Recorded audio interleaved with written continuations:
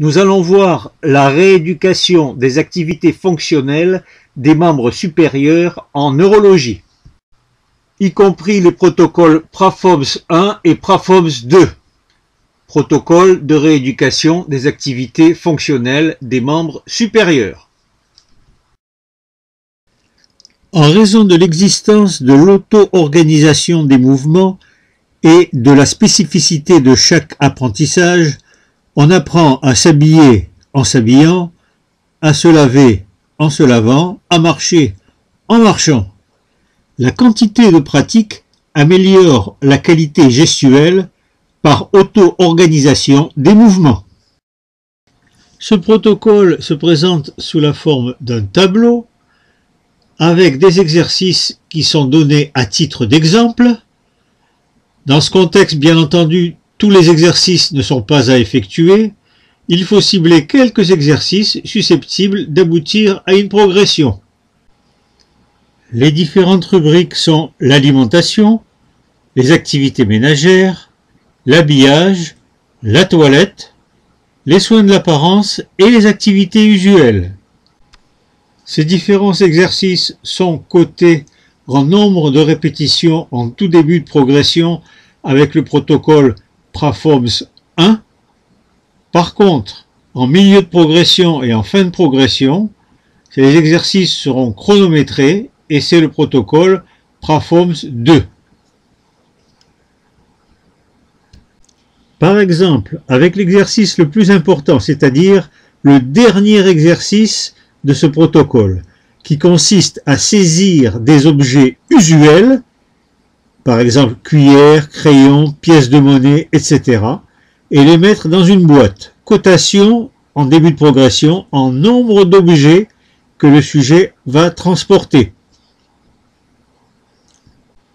À noter que l'objet le plus facile à prendre pour des gens qui ont vraiment des difficultés, comme par exemple les hémiplégiques en début de progression, c'est des boules de papier, si possible avec du papier léger, comme des Kleenex. Dans le protocole PRAFOMS 2, pour les patients qui sont en milieu ou en fin de progression, on retrouve un exercice similaire qui consiste à saisir 30 objets usuels, cuillère, crayon, pièces de monnaie, etc., etc., et les mettre dans une boîte. Cotation, eh bien l'exercice est chronométré. Alors, il existe des programmes sensitifs et moteurs spécifiques, comme par exemple quand on met la main dans la poche, on n'a pas besoin de palper pendant un temps assez long pour reconnaître dès les premiers stimuli d'une série que l'on connaît, les différents objets qui s'y trouvent. Par exemple, un paquet de mouchoirs ou un briquet. Cela justifie l'utilisation d'objets usuels et non pas de gadgets de suicidis aux formes bizarres dont le sujet ne se sert jamais. La rééducation fonctionnelle avec des objets usuels, c'est ce qu'on appelle la rééducation tâche orientée qui a été validée par les Australiens. On utilisait ce type de rééducation des dizaines d'années avant cette validation, mais maintenant on est certain que ça a une utilité. Nous allons voir maintenant le début de progression pour un patient qui avait fait un accident vasculaire cérébral en courant en plein soleil sur un stade.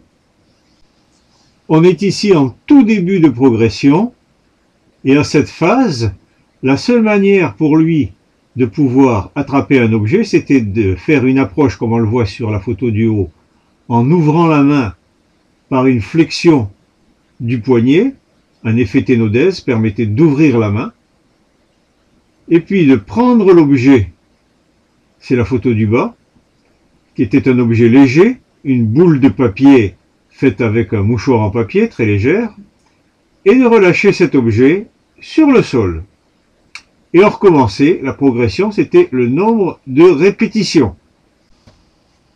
En progression, il arrive non pas à relâcher par terre, mais à relâcher dans une boîte.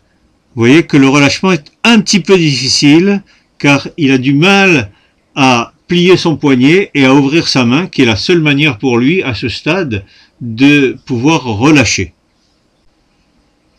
C'est pour ce patient la seule manière de pouvoir prendre et relâcher un objet, et encore un objet facile. Il ne faut pas croire que cette façon de faire va se fixer à tout jamais dans la mémoire gestuelle du sujet qui ne pourra pas s'en défaire. C'est pas vrai. Dans le cerveau, il y a deux mécanismes qui permettent premièrement d'adopter ce qui est possible par essai-erreur et auto-organisation des mouvements. À ce stade, il n'y a que comme ça que c'est possible. Et puis deuxièmement, la différenciation, c'est-à-dire que petit à petit, le geste va se modifier, va se différencier, va devenir plus facile à effectuer et dans des conditions légèrement différentes. La quantité de pratique améliore la qualité gestuelle qui sera toujours adaptée aux possibilités du patient. On optimise, compte tenu de l'état du système nerveux, les paramètres spatiaux, temporels, le coût énergétique du mouvement va diminuer et la demande attentionnelle sera également minime par rapport à un début d'entraînement. Une autre prise possible chez les hémiplégiques en début de progression, la préhension par opposition subtermino-latérale. On voit ici cette prise et le relâchement de cette prise au cours d'un jeu qui nécessite l'utilisation d'un dé. On va voir ce patient en vidéo.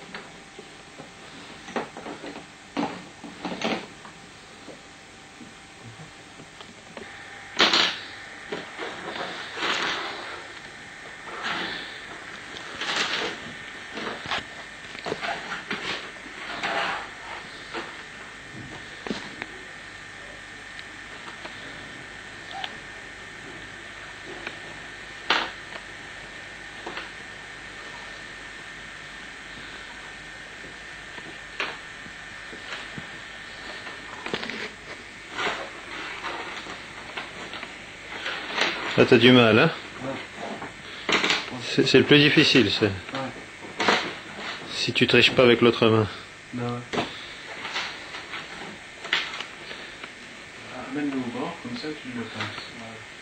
Voilà. Ouais. Un peu plus. Bah, tiens-le avec l'autre main pendant que tu le pinces avec l'autre main.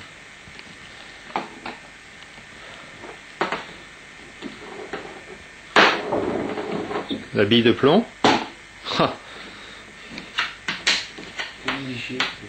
Voilà, là tu es obligé de le prendre avec l'autre main, la pièce. Ouais. Ça aussi. Alors attends.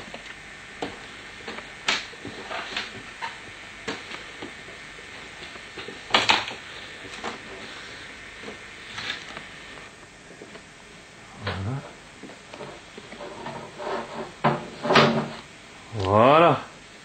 Tu essaies d'aller le rechercher? Très bien. Voilà, très bien, tu vas le rechercher. Montre-le un peu. Ouvre pour le montrer à la caméra. Essaye d'ouvrir doucement ta main. T'arrives pas à ouvrir la main? Lâche pour le faire tomber par terre. Vas-y, tu prends.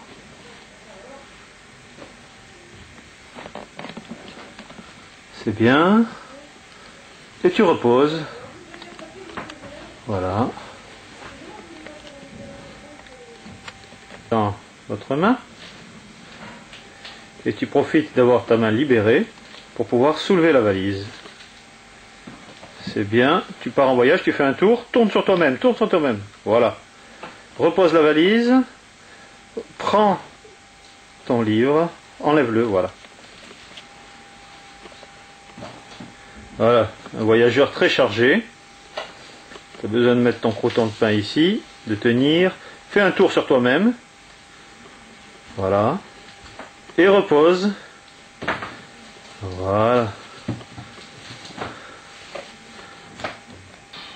Prends bien, bien, bien, bien, bien, bien.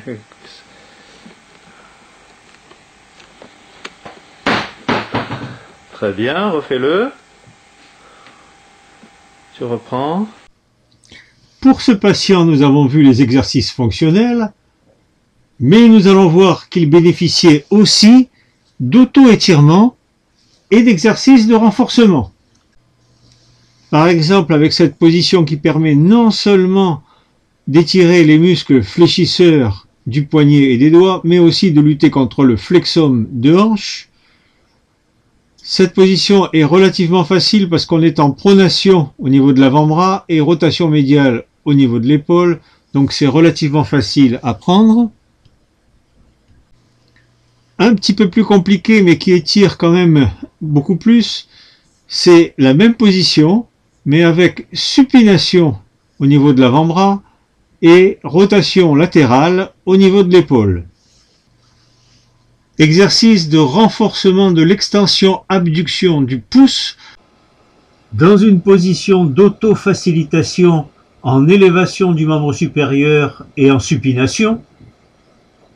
On insistera sur l'écartement du pouce au maximum de l'amplitude et l'on reste dans cette position d'ouverture le plus longtemps possible.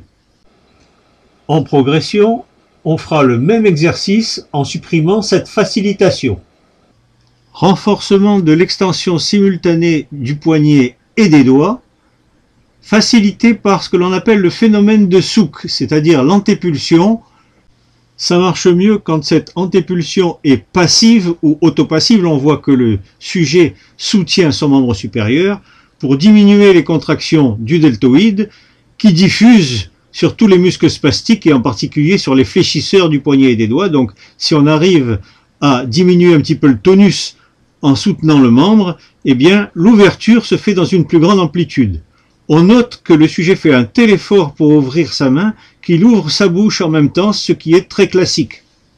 En progression, on supprimera la facilitation, on supprimera le support du membre par le côté sain pour rendre l'exercice plus difficile. En début de progression, le plan de travail sera placé à portée de main du patient. En général, il faut le baisser. La plupart du temps, la hauteur d'une table ou d'un bureau standard ne convient pas. Il est plus facile aussi de prendre sur une surface un peu molle et déformable, comme sur la table de kinésithérapie que l'on voit sur la photo, mais on peut aussi utiliser une couverture pliée. L'objet sera lâché plus facilement dans une boîte avec des bords peu élevés, ou encore plus facilement au sol, ou sur une caisse placée au sol juste sous la main du patient. Cette patiente présente une hémiparésie récente en voie de récupération.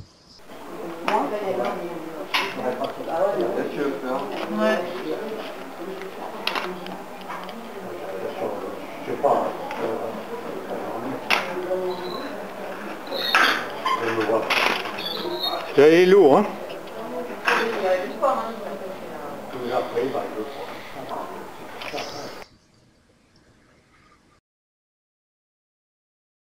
La patiente que nous allons voir maintenant a mieux récupéré au niveau de la main et au niveau de l'épaule, ce qui permet de surélever le plan de travail. Sur cette photo, on voit très bien la montre qui permet de chronométrer la durée totale de l'exercice. On voit également que tous les objets utilisés sont des petits objets. C'est donc plus difficile à prendre et à relâcher. On a tout de même gardé une surface molle, ce qui facilite quand même l'appréhension.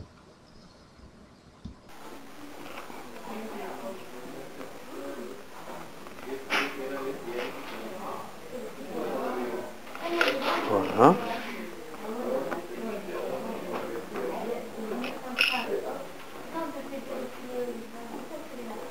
Voilà, ça entraîne votre finesse de préhension.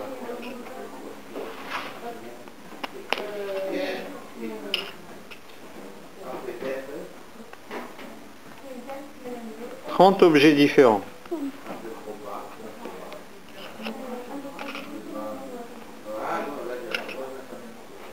Et vous y arrivez, hein? Puis là-dessus c'est plus facile.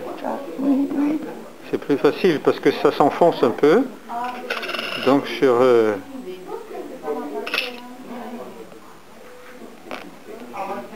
c'est plus facile de les rentrer dans la boîte que de les sortir, hein? Voilà, bravo. On va le prendre sous une autre vue.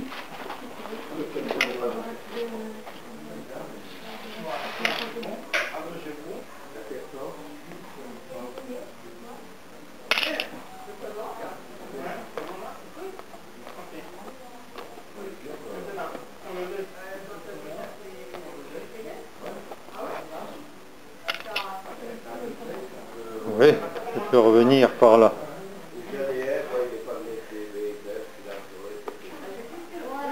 Voilà, ça vous oblige à faire des petites préhensions fines. On n'aurait pas cru que vous y arriviez. Oui. Et pourtant vous y arrivez. Hein? Depuis 2-3 ans. Eh oui, c'est mieux. C'est de mieux en mieux.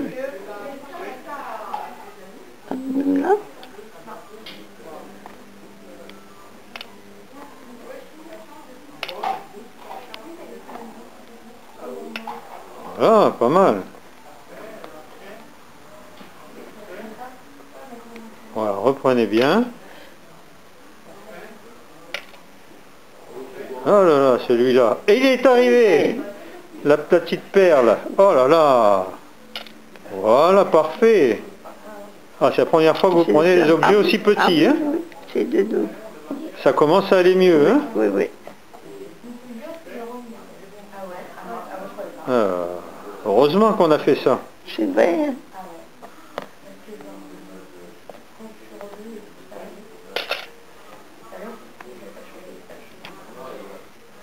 Bravo!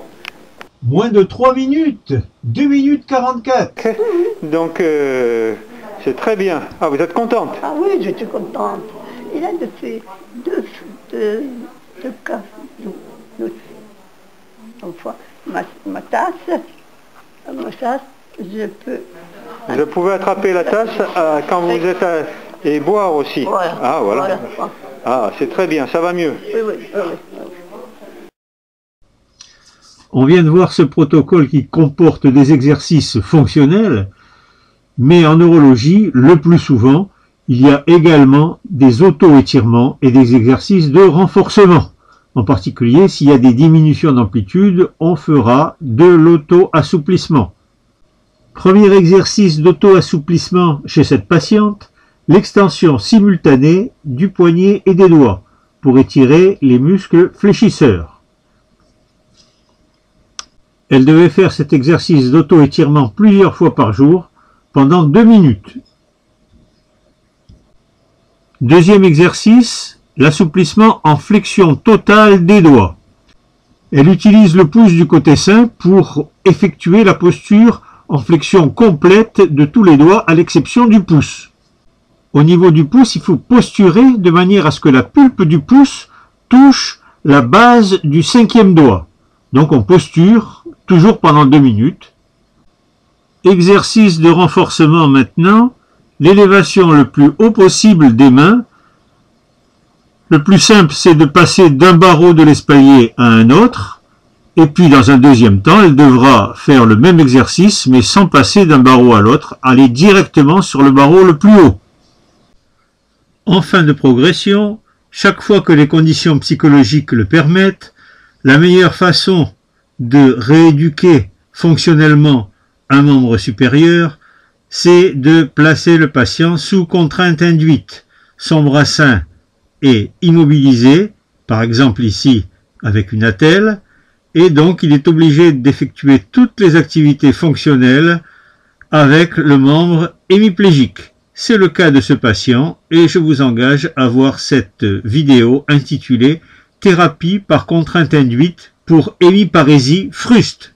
Sur cette photo, on le voit pendant le repas en train de manger avec une petite cuillère tenue par sa main hémiparétique. Il n'y a pas de thérapeute pour le surveiller, c'est vraiment de l'auto-rééducation. Vous pourrez aussi voir dans cette vidéo que parmi toutes les activités fonctionnelles que l'on propose aux patients, on peut lui faire faire aussi un transport d'objets, alors des objets de tout calibre, des gros, des petits, des lourds, des moins lourds, des très fins, avec les yeux fermés, et en surélevant le plan de travail et la caisse dans laquelle il doit déposer les objets.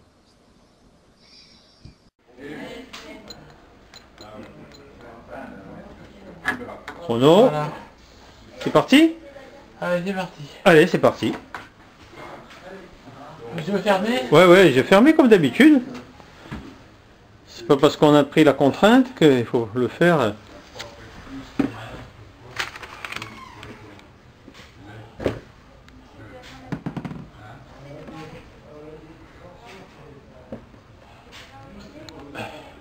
Nous venons de voir pour ce patient les exercices fonctionnels, mais il faisait aussi des étirements et du renforcement musculaire, et même de la lutte contre les troubles trophiques puisqu'il avait un œdème contre lequel il fallait lutter.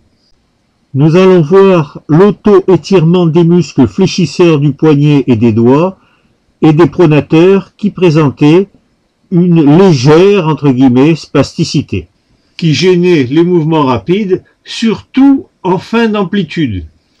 Voilà, le 4 pattes avec les mains en rotation externe qui permettent d'avoir l'extension simultanée du poignet et des doigts, l'extension du coude, essayer de bien tendre le coude le plus possible, et la supination. Comme la plupart des hémiparétiques, il avait une légère subluxation de la tête de l'humérus qui étirait le nerf axillaire, le nerf circonflexe comme on disait autrefois, et qui finissait par devenir douloureuse et entraîner des troubles trophiques au niveau de la main, un œdème. Donc, il fallait renforcer le deltoïde qui soutient quand même l'épaule, qui replace la tête humérale à sa juste place, ni trop haut ni trop basse. Ce renforcement du deltoïde se faisait de manière statique, dans une position légèrement supérieure à l'horizontale, car c'était totalement indolore dans cette position. On faisait aussi de la pressothérapie pour lutter contre cet œdème du membre supérieur, probablement dû au fait que l'étirement des nerfs périphériques, de tout le plexus brachial dû à la subluxation, le système nerveux n'aime pas ça, notamment le système nerveux périphérique, et répond par un œdème. C'est une hypothèse en tout cas. Dans tous les cas de figure, il faut lutter contre cet œdème et on mettait ici de la pressothérapie, mais on aurait pu faire aussi bien du drainage lymphatique ou de l'auto-massage circulatoire et puis dormir la nuit en légère déclive si c'est possible, position de repos comme on le voit ici, avec la main plus haute que le coude et le coude plus haut que l'épaule. La rééducation fonctionnelle ne s'applique pas seulement aux patients qui ont un accident vasculaire cérébral et une hémiplégie. Toutes les pathologies neurologiques centrales ou périphériques des membres supérieurs peuvent en bénéficier. Il y a bien entendu des particularités en fonction des pathologies. Par exemple, pour les syndromes cérébelleux, ils ont très souvent une force conservée, voire même exceptionnelle, comme on le voit sur cette photo, extrait d'une vidéo où le patient pouvait se soulever du sol à partir d'une barre en gardant les jambes à l'équerre. Pour ces patients, inutile de faire du renforcement musculaire, inutile non plus de faire des exercices assouplissants car ils sont la plupart du temps hyperlaxes. On a essayé l'habillage et le déshabillage en position debout, mais c'était trop difficile. Il perdait l'équilibre et j'étais obligé de le rattraper, notamment quand il enlevait son pull-over. La solution pour ce patient, c'était de s'habiller et de se déshabiller tranquillement dans son fauteuil. Il s'agissait d'une forme cérébelleuse de sclérose en plaques. Une autre patiente qui présentait un syndrome cérébelleux et une diplopie, elle voyait double, consécutif à une rupture d'anévrisme cérébral. Elle ne pouvait pas s'habiller en position debout pour les mêmes raisons que le patient précédent. Elle pouvait s'habiller et se déshabiller le haut du corps en position assise dans son fauteuil. Par contre, pour l'habillage du bas du corps, par exemple pour mettre ses chaussures, il était préférable qu'elle soit assise sur le sol. Elle pouvait très bien descendre de son fauteuil et se mettre au sol, car sinon sur le fauteuil, elle risquait de perdre l'équilibre et de tomber en avant. Cette autre patiente qui présentait des tremblements cérébelleux et des troubles de sensibilité consécutifs à une sclérose en plaques vous explique comment elle stabilisait une main avec l'autre main, pouvoir manger une compote avec une petite cuillère sans renverser. Elle vous explique aussi comment elle pouvait se couper les ongles toute seule avec un coupe-ongles fixé à une planchette, y compris les ongles des pieds. Elle nous montre aussi comment elle pouvait ouvrir une porte avec une clé en stabilisant une main avec l'autre, ou bien comment elle pouvait téléphoner en stabilisant le membre supérieur en prenant un appui avec le pouce et en appuyant sur les touches avec l'index. Elle pouvait de cette même manière taper sur le clavier d'un ordinateur. Le trackball, ça permet de remplacer la souris. Lorsqu'on a un syndrome cérébelleux, c'est beaucoup plus facile. Cette patiente présentait des tremblements gênants de tout le corps. Vous voyez que pour stabiliser ses membres inférieurs, elle les croisait. Elle aurait pu bénéficier d'un corset siège assis qui aurait sans doute stabilisé sa position. Mais elle présentait aussi des tremblements au niveau des membres supérieurs. Et on avait dû lui mettre la commande du fauteuil électrique au milieu sur une tablette, car sinon sur le côté, ce n'était pas possible. De plus, elle devait stabiliser le membre qui tenait le joystick avec l'autre membre pour diminuer les tremblements.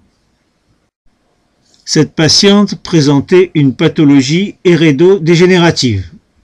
L'utilisation d'un bracelet de plomb permet de stabiliser et de diminuer les tremblements cérébelleux. Cette patiente qui présentait des séquelles d'un traumatisme crânien l'utilise pour écrire et dessiner. Comme on le voit, la rééducation fonctionnelle doit être adaptée à chaque cas particulier. De ce fait, on n'arrivera pas dans une seule vidéo à épuiser tous les sujets. La compétence et la connaissance du patient par le thérapeute lui permettra de s'adapter à chaque situation vraiment différente.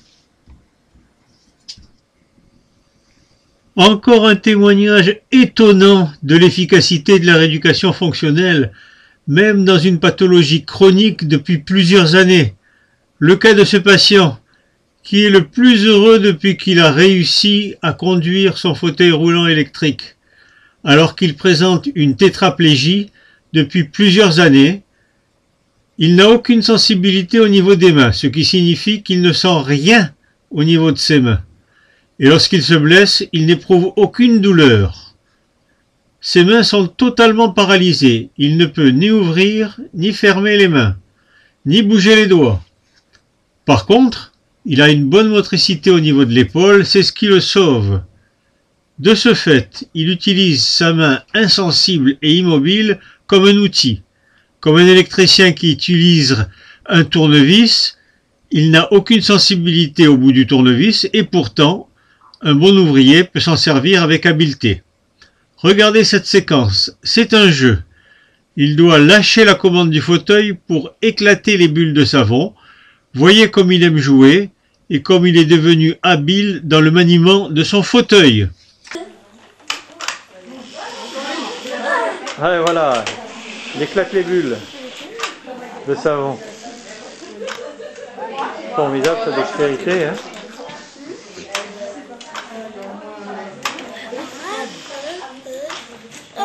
Voilà, tu as réussi. D'accord? Allez, fort, fort, fort, ouais. Allez, va vite, les récupérer. Oui, éclate-les les bulles. Oh, très bien. Un cro-blanc, tu veux le faire faire? Mais on va pas y arriver. Allez, fort, longtemps, longtemps, allez. Oh. Ça marche. Allez, vas-y. Va éclater les bulles. Oui, très bien.